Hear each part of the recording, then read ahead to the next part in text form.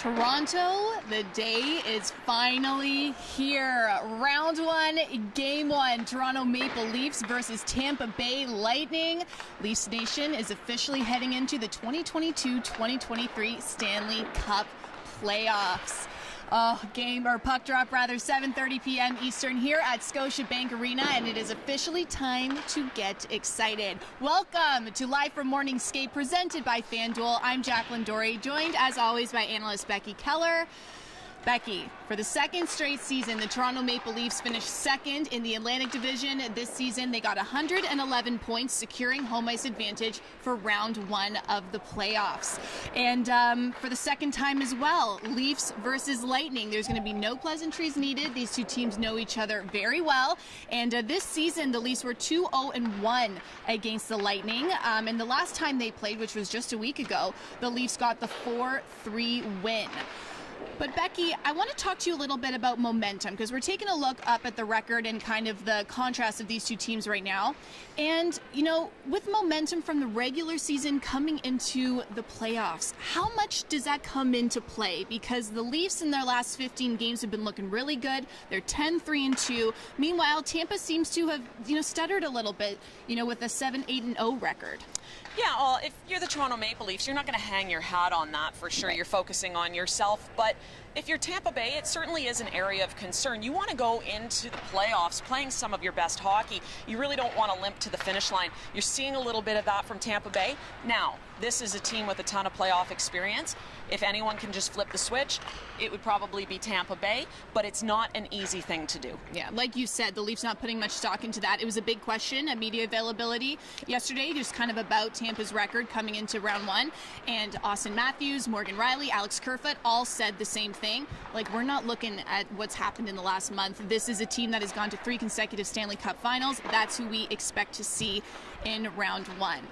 However, that doesn't take away from what the Leafs have been able to do this season. A huge part of their strong final push has been the performance of their top players. For the first time in franchise history, the Toronto Maple Leafs have 4 80-plus point players on their roster. We're talking Mitch Marner, William Nylander, Austin Matthews, and John Tavares. So we talked about momentum, team momentum going into round one, but how about an individual's ability to bring their momentum into round one? Yeah, and for these 4 guys, they're going to be key to the success of the Toronto Maple Leafs. The big dogs need to be the big dogs when you go into playoffs. I think it's worth noting that William Nylander has a goal in each of the 3 games that they've played against Tampa Bay so far this season, and he's also got 3 assists. So 6 points in the 3 games. Hopefully he's a guy that can carry that momentum forward into the playoffs as well. Yeah, definitely. And between those 4 players in the last series, we saw 30 points in 7 games from those guys. So like you said, all things point towards them being able to bring that into round one. All right, depth is another thing I wanted to ask you about, Becky, because arguably, this is one of the deepest Maple Leaf teams we've seen in some time. And when we look back at what Kyle Dubas was able to do during trade deadline and the players he was able to acquire, who do you think will make the biggest difference when it matters most? Well, I think all the guys they acquired are going to have an impact on this series for sure. Obviously, Ryan O'Reilly was the biggest acquisition at trade deadline, coming in with a ton of playoff experience, a Conn Smythe Trophy, so he's a proven winner in playoffs. He's got 11 points in the 13 games he played with the Leafs so far this season, but he's also a guy that gives you a little versatility in terms of him playing on the second line, which is where it looks like he will start the playoffs, but they could also move him to the third line to shore that up as well. So I like that. You look at the other acquisitions, and there's really sort of one theme with all 4 of them between Achari, Lafferty, McCabe, and Shen, which is they bring a physical element. And, playoff hockey is a different brand of hockey. It becomes more physical, it becomes more gritty, and these guys can really shore that up both on the D end and in bottom 6 of your roster. That's exactly what Leafs Nation wants to hear. Not just one player making a difference, but all 5 of those major acquisitions. Let's take a look at what's happening on the ice. It's an optional morning skate today, so not a lot of players out there. We see Matthew Nyes getting some shots in. Wayne Simmons is out there as well. But yeah, I think a lot. It's just the calm before the storm at this point. Yeah, I mean, this is a team that is ready. They've had some really good high-intensity practices. This one is an optional today, so you see Luke Shen is on the ice. But, this is a team that you got to think is ready. Yes, definitely. So I think we're ready to dive into this matchup. Let's get into it. Lightning versus Leafs and kind of what we'll see tonight. Mentioned earlier, these are two teams who know each other very well. And last year's series needed a 7th and deciding game to see who would move forward. Of course, that was the Tampa Bay Lightning, and they went on to play in their 3rd consecutive Cup final. However, Becky, I want to ask you, what are the biggest differences you see from last year's Tampa Bay Lightning compared to this year's? Well, you look at their defense and a little bit of depth on D in McDonough and Ruda no longer being in the lineup, and so it's changed their D-core quite a bit. A guy like McDonough is a top defensive player. He's a shutdown guy. He's physical. He blocks shots. So that's left a hole in their lineup for sure. And then without Ruda, he was Hedman's wingman. They played together, played very well together. And so you've seen Hedman struggle a little bit this season. And you got to think that part of that is the lack of Ruda. So a little bit different for them on the defensive side. And how are the Leafs in a good position to take advantage of that?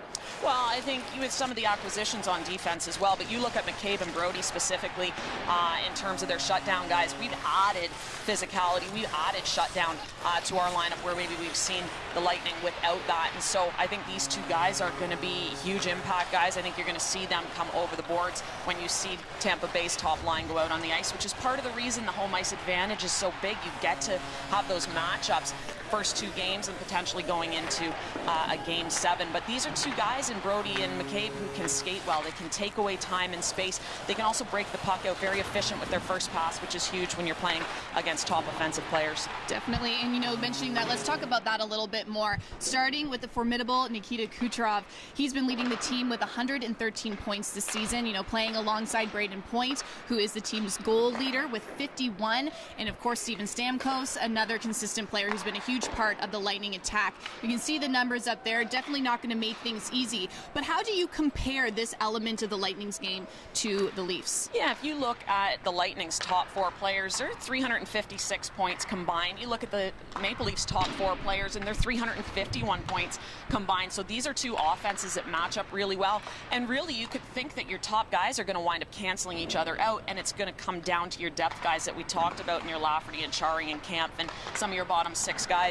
And so I think the Leafs are in a good position because their bottom 6 are looking really good. Definitely. Let us know what part of the game you guys are looking forward to watching most, because we've talked about a lot, but we've yet to talk about goaltending. It does look like, barring anything coming out of left field, Ilya Samsonov is in the crease for Game 1 for the Toronto Maple Leafs. He's coming off a career season, a .919 save percentage across 42 games. You can see his record there, 27-10-5. But his record at Scotiabank Arena is 19-3-3. These two have something special going on together this season. But this will be the 8th postseason game of Samsonov's career against a team who he has yet to face this season, which is really interesting. So what are you looking to see from Samsonov in Game 1? Well, Samsonov has been a confident goalie all season. You've seen that. His home record has been spectacular. His record on the road has been better as of late. And so I think he's confident. The team is confident ahead of him. And so you got a guy that really just needs to outplay the guy at the other end of the ice. No easy task in Vasilevsky, arguably one of the top goaltenders in the league. But with that being said, the Leafs have played Vasilevsky 3 times this season, and they've put up 11 goals against him. So you look down the other end of the ice, you don't want to be intimidated. And if you're Samsonov, you're young and you're hungry, and you want to outplay that guy. Definitely. 2 different tales in each crease. Andrei Vasilevsky, like you mentioned, one of the best in the league, also has over 100-plus postseason starts. And as you can see, .918 save percentage at home, but .912 on the road. How big of a role will goaltending play in this series? Well, goaltending's huge. Yes, you get into playoffs and you get into, crunch time, and your goalies can have a huge impact. And so, again, the Leafs are very confident in Samsonov. They're very confident, too, in whoever could come in to back him up if something should happen in Wall and hopefully Murray coming back. So I think they're in a good position. But, yeah, goaltending is always big in big games. But like you said, the Leafs have had some success against Vasilevsky this season. Let's see that continue in round 1.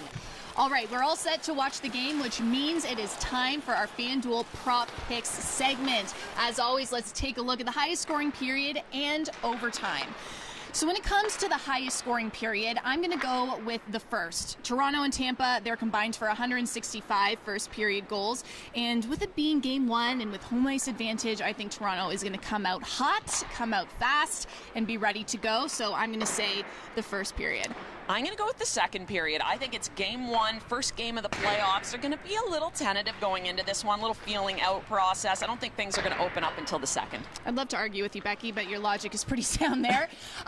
Let's talk about OT. Will there be extra time? I'm going to say no. I think game one is going to get settled in regulation. Both teams really want to make a statement in this first matchup, but I think it will be the Leafs to get it done in 60. I'm going to agree with you on that one. I think it's going to be done in 60 tonight. I do think there'll be overtime at some point in this series. Not tonight. Not tonight. All right, Becky, I think we're ready. Oh man, I cannot believe we're here 82 games later, game one of round one of the Stanley Cup playoffs between the Toronto Maple Leafs and the Tampa Bay Lightning. We've got our rally flags here, and if you guys are coming to the game tonight at Scotiabank Arena, we've set up a big show for you, so get excited. But if you are watching at home, tune in to Sportsnet, and if you're listening, it's TSN 1050. Puck drops at 7:30 p.m. Eastern, and it's time, Becky. Go Leafs, go. Go Leafs, go. I'm Jacqueline Doorey. Becky Kellar. Thanks for watching.